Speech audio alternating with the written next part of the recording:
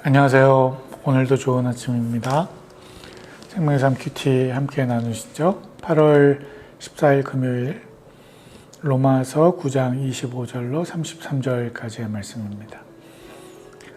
네, 어제 말씀 마지막은 두 그릇이 있었죠. 멸망받도록 예비된 진노의 그릇과 또 영광받도록 예비하신 긍휼의 그릇, 이 두 가지의 그릇이 있었는데 하나님께서 우리를 바로 이 그릇으로 부르셨다라고 할 때 하나님이 우리를 부르신 그릇은 긍휼의 그릇으로 불러주셨다는 거죠. 그 모델로 야곱을 이야기했었는데, 근데 그 말씀 마지막에 그렇게 부른 그 긍휼의 그릇 안에는 유대 사람 가운데서뿐만 아니라 이방 사람 가운데서도 부르셨다. 그래서 그 긍휼의 그릇 안에 선택된 그 육신의 혈통을 따른 유대인들만이 아니라 이방 사람들도 포함된다는 것을 이야기했습니다. 은혜인 거죠. 그래서 오늘 저와 여러분도 하나님의 은혜 가운데 함께 살아가는 것이겠죠.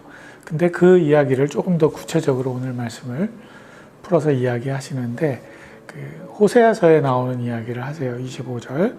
호세아서에서도 하나님께서 말씀하시기를 내가 내 백성이 아닌 자를 내 백성이라 사랑받지 못한 자를 사랑받는 자라 부를 것이다.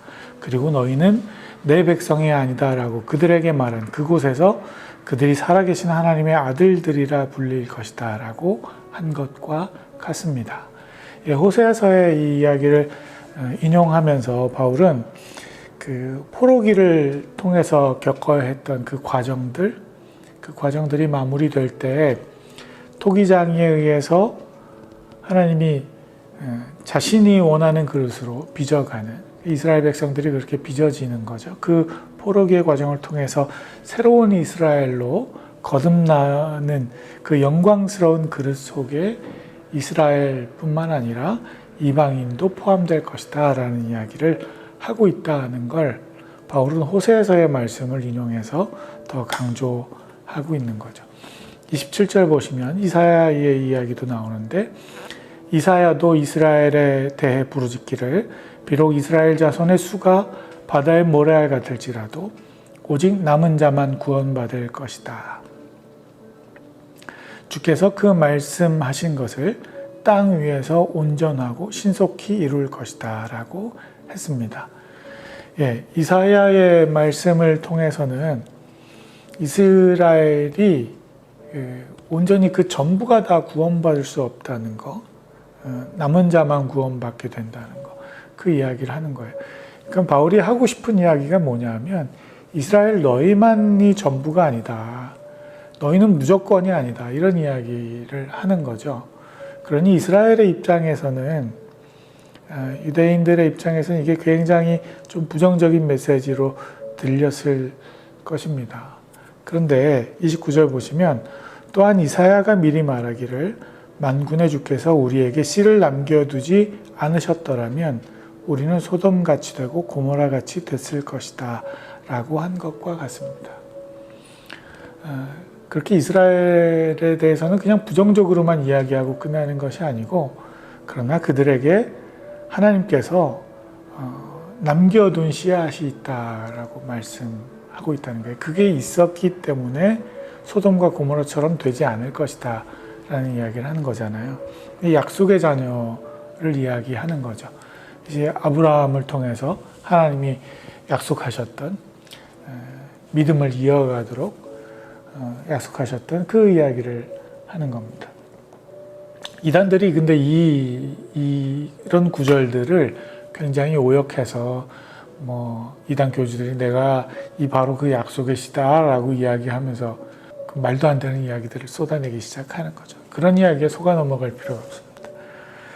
그래서 30절 말씀 보면, 그럼 이제 바울이 호세아를 통해서 또 이사야를 통해서 이런 이야기들을 하면서 이스라엘만이 아니라 유대인들만이 아니라 이방인들도 함께 이 긍휼의 그릇 가운데 부름받고 있다는 이야기를 한 건데, 그럼 이스라엘이 뭐라고 이야기하겠냐는 거죠. 30절.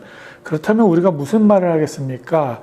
의를 따르지 않은 이방 사람이 곧 믿음으로 인한 의를 얻었으나 31절 의의 율법을 따르던 이스라엘은 율법에 이르지 못했습니다.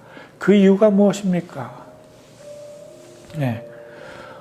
이스라엘이 그러면 의와는 상관없던 이방 사람들은 믿음으로 의를 얻었는데 율법을 따르던 이스라엘은 율법에서 벗어나기 때문에 믿음에서 의로 나아가지 못했다는 거 아니냐? 그 이유가 뭡니까? 이는 그들이 믿음에 의해서가 아니라 행위로 의를 얻는 것처럼 행했기 때문입니다. 그들은 걸림돌에 걸려 넘어지고 말았습니다. 네, 우리가 매번 반복해서 보았듯이 이스라엘 백성들은 율법, 그 행위를 통해서 의를 얻으려고 했었다는 거죠. 믿음으로 얻는 의가 아닌 거잖아요. 그래서 오히려 그들은 그 행위를 통해서 의로 나아가려고 하다가 걸림돌에 걸려 넘어졌다는 겁니다. 사실은 율법의 역할이 바로 이 걸림돌이에요. 율법이 있기 때문에 우리가 죄인이라는 사실을 깨닫게 되는 겁니다. 그 율법을 통과하지 못하고 걸려 넘어지는 거죠. 제가 예전에 로마서 말씀 쭉 강의하면서도 이 부분에 대해서 우리는 그래서 이 걸림돌에 걸려 넘어져야 된다는 이야기를 좀 강조했던 기억이 나는데, 그렇습니다. 그래서 34절 말씀을 보시면 기록되기를 보라 내가 시온의 걸림돌과 거치는 바위를 두리니 그를 믿는 자는 수치를 당하지 않을 것이다 라고 한 것과 같습니다. 그래서 하나님께서 이 걸림돌과 이 바위를 두신 거예요. 걸려 넘어지도록 두신 거예요. 그런데 그 걸림돌 때문에 그를 믿는 자는 수치를 당하지 않는다는 것입니다. 이것이 무슨 이야기입니까? 그 행위를 통해서 그 걸림돌을 넘어가는 일이 중요한 것이 아니라 이 걸림돌 때문에 걸려 넘어져 내 한계를 깨닫고 믿음으로 주께 나아가는 것. 그를 믿는 자. 믿음을 강조하는 거죠. 그들에게 수치를 당하지 않게 하겠다고 말씀하는 겁니다. 그렇습니다. 걸림돌은 넘어지는 거예요. 걸림돌을 통해서 용케 그 걸림돌을 뛰어넘어 영웅이 되는 것이 아니라 넘어지도록 예비하신 그 걸림돌을 우리가 경험하고 무릎이 까지고 찔리고 아픔을 통해서 우리의 한계를 발견하는 겁니다. 나는 이 일을 할 수 없는 자이구나. 나는 이 걸림돌을 뛰어넘을 수 없는 자이구나 라는 사실을 고백하게 되는 겁니다. 그래서 내 행위로가 아니라 믿음으로 주님 앞에 나아가게 되는 겁니다. 그게 복된 구원의 길이라는 겁니다.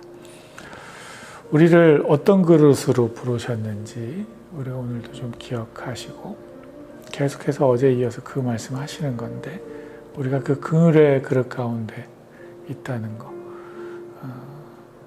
우리가 긍휼의 그릇으로 부름받고 있다는 거, 우리가 야곱이라는 거, 우리가 이방인이라는 것입니다. 우리를 주께서 그래서 가능성 없고 기회가 닫혀졌던 이방인들을 하나님께서 토기장이 되신 그분께서 그냥 작정하시고 부르시는 은혜가 있다고 말씀하는 겁니다. 오늘 하루의 삶을 살아가시면서 주님의 이 부르심을 경험하는 저와 여러분 되셨으면 좋겠습니다. 내가 얼마나 실수투성이고 가능성 없는 존재인지.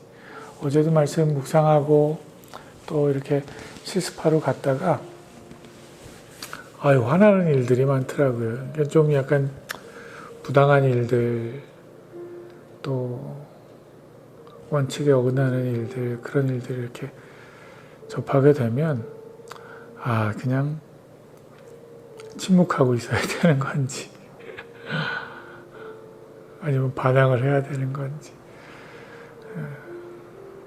우리 삶이 그렇습니다. 그냥 욱하고 또 격분하게 되는 일들도 있고 주님께서 우리를 다스려 가실 수 있도록 모쪼록 주님이 우리를 은혜의 장중 안에 머물게 하시도록 우리를 긍휼로 부르시도록 그런 귀한 하루 오늘도 또 살아가실 수 있기를 바랍니다. 모두들 복받은 하루 되시고 주와 함께하는 하루 되실 수 있기를 예수님의 이름으로 간절히 축원드립니다. 감사합니다.